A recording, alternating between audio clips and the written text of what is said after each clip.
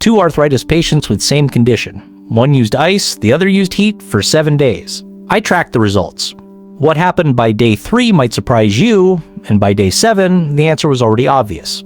Hi, I'm Dr. Scott. I've been treating patients with arthritis for many years. One of the most common questions I get is, should I use ice or heat for joint pain? It's a good question, but the answer isn't the same for everyone, so I decided to test it. I took 2 patients, both diagnosed with arthritis in the knee, similar age, similar daily activity, and both dealing with consistent pain and stiffness. For 7 days, one used cold therapy only. The other used heat therapy only. No new medications or treatments, just ice and heat consistently applied, same time every day. Let's break down what happened and what you should be doing for your own joints. Patient A, ice therapy. Patient A was assigned to cold therapy. That meant using a reusable ice pack on the affected knee for 15 minutes twice daily, once in the morning, once in the evening. By day 3, this patient reported less swelling and said the joint didn't feel as overloaded. The pain during movement was still there, but it was less sharp. By the end of the week, they could walk slightly longer without needing to rest. Cold therapy works by constricting blood vessels and reducing inflammation. So if your joint is swollen, tender, or feels warm to the touch, ice can be your best friend. It helps settle things down. But ice isn't perfect for everything. Patient B, heat therapy. Patient B followed the same schedule, but with a heated wrap instead. Same joint, same time of day, 15 minutes in the morning and evening. This patient didn't notice a big change in pain the first few days, but by day 4, they said the knee felt more mobile in the mornings and they could bend it more easily after the heat. By day 7, they had a noticeable improvement in how smoothly they could walk and climb stairs. That's because heat doesn't reduce swelling, it increases circulation. It helps loosen up tight muscles and improves joint flexibility. So if your joint feels stiff but not swollen, heat might be what you need. Let's pause for a second. If this is making things clearer for you, give this video a like and hit subscribe so you don't miss the next one. I break down practical, science-based ways to manage arthritis and joint pain every week in plain language. Now, how do you decide what's right for your own body? That's next. So, which one is better? Here's the truth. Neither is better, they just work differently.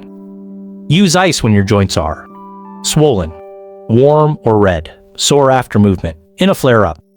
Use heat when your joints are stiff, tight in the morning, cold but not swollen. Before activity.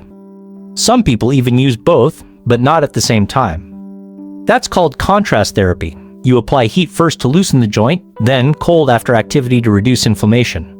But for most people, sticking with one at a time based on symptoms is enough.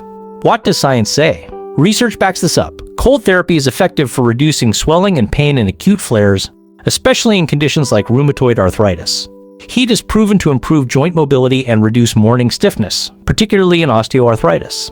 In one clinical study, patients using warm compresses daily saw up to a 20% improvement in joint flexibility over 2 weeks. Another found that cold therapy reduced swelling after exercise in a single session. So yes, ice calms, heat loosens. Here's a smart tip for you. Whether you're using heat or cold, keep each session under 20 minutes. And always use a towel or cloth as a barrier. Never place a hot or cold pack directly on your skin. That helps prevent burns or skin damage, especially if you have nerve issues or poor circulation. Also remember, ice and heat are tools. They don't replace medication, exercise, or advice from your doctor. They're part of a bigger plan. Let's go back to our 2 patients. Patient A, who used ice, noticed a clear drop in swelling and less sharp pain after activity. It helped cool things down and made recovery easier.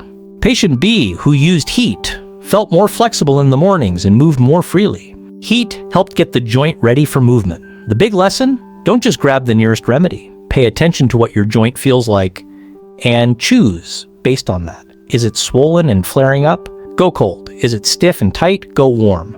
Listen to your body. It's always giving you clues. If this helped clear things up, give the video a thumbs up so others can find it too. And subscribe if you want more straightforward advice on living better with arthritis. No noise, just what works.